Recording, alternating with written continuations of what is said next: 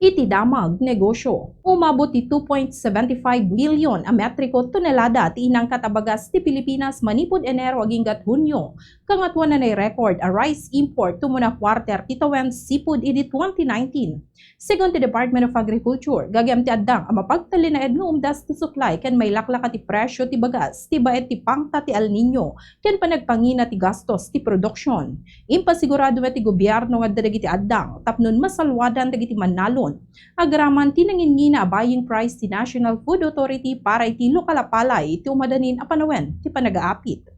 Ti sukat ti piso kadagiti foreign currencies may basar ti closing transactions ti Bangko Sentral ng Pilipinas ken Bankers Association of the Philippines iti Calman July 9. US dollar 61 pesos and 61 centavos.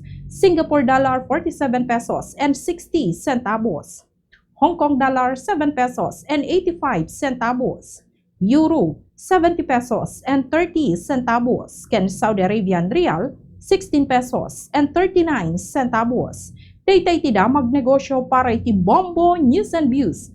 Daytay ni Bombo Juna Arizabal Alcartado, and this is Bombo Radio Philippines, the #1 radio network in the country. Your trusted source of news and information. Basta Radio Bombo.